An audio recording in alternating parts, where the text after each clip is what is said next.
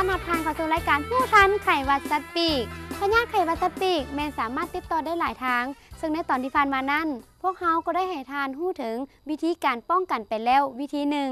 แต่สำหรับมื้อนี้พวกเขาจะมาเว้าถึงสิ่งที่ควรระวังเพื่อความปลอดภัยเมื่อทานหรือไผผู้ใดผู้หนึ่งนั้นจำเป็นต้องได้สัมผัสกับสัตว์ปีก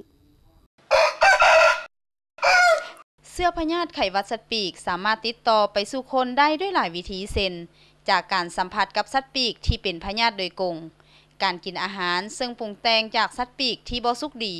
หรือการเข้าไปในบริเวณที่มีการติดเชื้อพยาธิและอื่นๆซึ่งทั้งหมดนั้นมันคือความเสี่ยงสูงที่สุดของการติดเชื้อพยาธิโดยเฉพาะแม่นการจับบายและฆ่าครัวสัตว์ปีกที่เหงาหรือตายที่อาจจะติดเชื้อถ้าว่ามีเหตุการณ์เกิดขึ้นอยู่ในสัตว์ในกลุ่มใดกลุ่มหนึ่งบัดใดเมืองหนึ่งแล้วก็เฮาต้องหลีกมาหลีกการกินสัตว์สิ่งนั้นอาจจะโมเมนต์ว่าอยู่บนเฮาโดยกงเฮาก็ต้องเพื่อบ่ถือเบาหลีกการกินสัตว์ปีกในระยะนั้นเฮาคิดว่าเป็นทางออกที่ดีตัวที่2มาผู้ที่อยู่ในเขตที่มันมีหั่นเด้ที่มันมีสภาพเช็ดแนวใดก็พยายามถ้าว่ามีเหตุการณ์เกิดขึ้นรายงานด่วนต้องรายงานด่วนให้เพิ่นฮู้ให้เพิ่นไปทำลายสัตว์ที่มันมีสภาพให้มันทันการอย่าปล่อยอย่าอย่าไปเฉยๆไว้ล่ะอันนี้มีอย่าให้มันต้องหุนแห้งไปกว่านั้นอันนี้ว่าวิธีป้องกันบ่ว่าภัยจะบ่มีภัยทุกคนมันต้องป้องกันเพื่อเป็นการป้องกันตัวของทานเองก็คือครอบครัวของทานจากการติดเชื้อพยาธิให้แห้งนี้ได้ด้วยหลายวิธีเช่นควรฆ่าและครัวสัตว์ปีกที่แข็งแรงเท่านั้นและบ่ควรครัวสัตว์ปีกที่มีอาการเหงาหรือตัวที่ตายแล้วเด็ดขาดภายหลังที่ครัวสัตว์ปีกสำเร็จ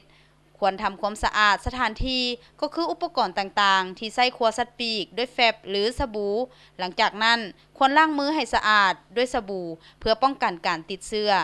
สำหรับส่วนต่างๆของสัตว์ปีกที่ครัวแล้วเช่นขนเครื่องในบ่ควรนำไปทิ่มสะทรายควรนำไปฝังให้ลึกบ่ให้หมูหมาควัดเคี้ยถึงได้ฝังสัตว์ปีกที่ตายด้วยการสวมถุงมือหรือถุงยางบ่ควรจับใบสัตว์ปีกที่ตายด้วยมือเปล่าเพราะจะเฮ็ดให้เกิดความเสี่ยงในการติดเชื้อและหลังจากการฝังสำเร็จแล้วต้องล้างมือให้สะอาดด้วยสบู่สำหรับผู้เลี้ยงสัตว์และเพื่อหลีกเลี่ยงจากการสัมผัสจับใบหรือใกล้ชิดกับสัตว์ปีกท่านควรแยกสถานที่เลี้ยงสัตว์ปีกหรือคอกสัตว์ปีกของท่านให้ห่างจากเรือนบ่ควรเลี้ยงสัตว์ปีกอยู่ก้องตารางเรือนบ่ควรปล่อยสัตว์ปีกสะสายหรือขึ้นไปลิ่นอยู่ถึงเรือนควรกำหนดสมาชิกในครอบครัวในการเบิ่งแยงสัตว์ปีกบ่ควรอนุญาตให้เด็กน้อยไปลิ่นหรือจับปล่อยสัตว์ปีกที่เหงาหรือตายสำหรับแม่หญิงถือพาและคนเจ็บหญิงจะต้องอยู่ให้ห่างไกลจากสัตว์ปีกและบ่อนุญาตให้พวกเขาเจ้าเข้าไปเก็บไข่ในคอกสัตว์ปีกท่านผู้ชมบัดนี้ทานก็ได้ฮู้แล้วถึงวิธีการป้องกันตนเองและครอบครัวของทานเพื่อให้ห่างไกลจากการติดเชื้อพยาธิไข้หวัดสัตว์ปีกด้วยวิธีการอนามัยวิธีการให้อาหารที่ถูกวิธีหรือวิธีอื่นที่จำเป็น